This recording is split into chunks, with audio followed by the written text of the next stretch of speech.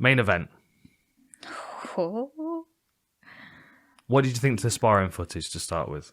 Do you reckon it was conveniently edited? Was there more of it where Francis Ngannou was landing more shots? First, I'd like to say that like they're both good friends of mine, and that's that. End the show there, then. I mean, but I'm not gonna say anything that hasn't already been put out in terms to like jeopardize anything or because they've all both been very, very nice to me. So I don't have that issue with the team like that's been portrayed. I don't have that. I think they're both great.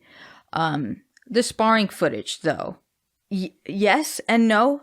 Yes and no, because MMA Factory in the gym that they were at, which is in the right side of Paris, if you're just looking at it, it's a very, very tiny gym. And there's like a bit of curves and gaps and there's always like a lot of gear around here and a bunch of other people at the same time. So you don't have a lot of space. And you got to think about these sparrings they're fucking big dudes as well. Yeah, and they have loads of big guys. But during those sparrings, you have very limited amount of space and you can't throw with power because it's all like, no, dude, like calm down. You know, this isn't a fight. This isn't this. So if you take away Francis' main asset, which is the fact that he can knock you out, obviously it's like that Chris Eubanks, you know, it's like if you take away his power, then but you can't because that is very much on the table. It's exactly this. So in those fight footage, Cyril, for a tag game, he'll beat pretty much anybody. He's always gonna win, and he'll win with people lighter than him. Hell, he probably beat me in a tag game. And he's always moving. He's always like with bands. The dude never ever stops, and he doesn't let things bother him, like Francis does, for example. Which is why I think this move to Vegas has actually benefited him because of the mentality of Cyril Gane and Francis Ngannou. They're completely different, which means that when you approach a fighter, when you're coaching a fighter, sometimes I'm going to tell you the harsh truth and all this isn't really the best way to go, which I don't think it is for Francis. Cyril wants to be intelligent and wants to think about things and it not be so much an emotional game, because for him, everything is a game.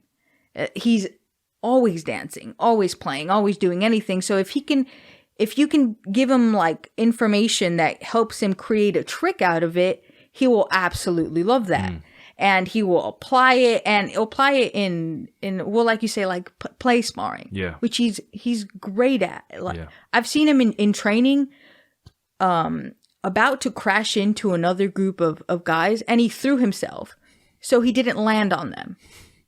Francis wouldn't do that. Because Francis just take them both out. Yeah. Francis is, I am the king here. And you move. Yeah.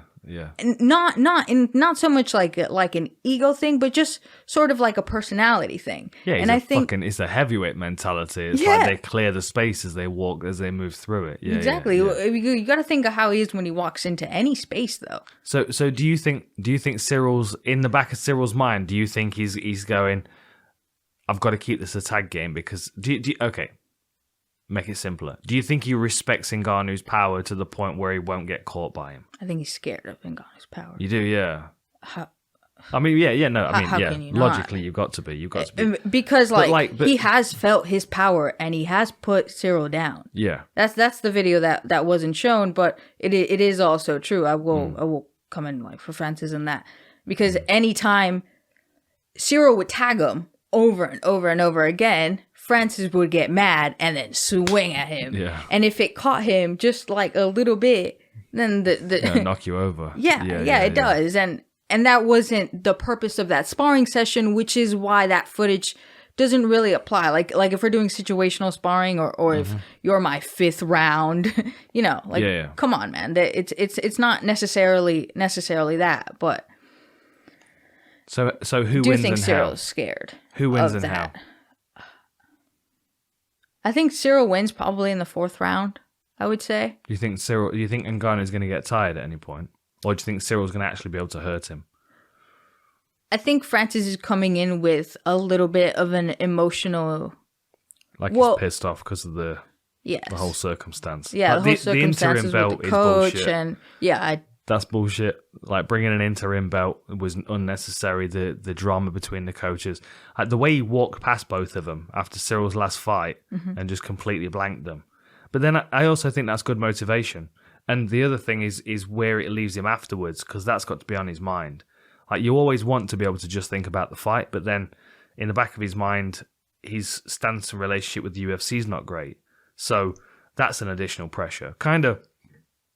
I mean, in a very different context, but like the kid off the Contender Series who was carrying the weight of his family on his back. Like, Ngannou's in a very strong position regardless, because even if he doesn't re-sign, he'll probably get 2 or 3 boxing matches and make what he would in 10 UFC fights or more. But it depends what he wants. You know, he probably doesn't want to go out on a loss. He probably doesn't want to pick up a loss to Cyril Gane on any terms. So there's going to be massive pressure, as well as the pressure of his UFC relationship not being great. That's a concern for me, because I think when we saw him against Derek Lewis, he was gun shy because of his first fight with Stipe. Like they kind of stood and stared at each other.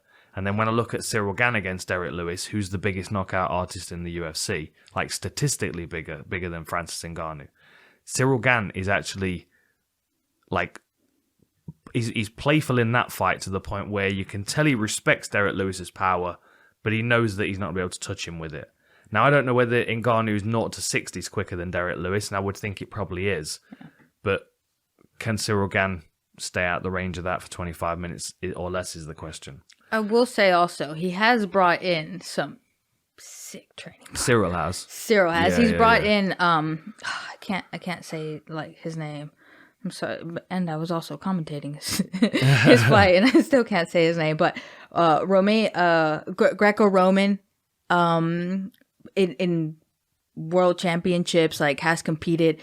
Big guy, just like Cyril, like huge, great like charisma and stuff. But he has a lot of like training partners from like Dagestan for the wrestling and stuff. And you have to think about the whole INSEP, which is the French MMA, not MMA, the Olympic Training Center. So he has access to Olympic boxers. He has access to Olympic wrestlers, a lot of which have now transitioned over to MMA Factory due to the fact of the opportunity to do MMA and it being legal in France. So he has access to a lot of specialized things that they're going to keep making him better in each individual range, skill-wise. And you've got to think, if you're an Olympic heavyweight boxer, you're probably going to be struggling for sparring partners anyway.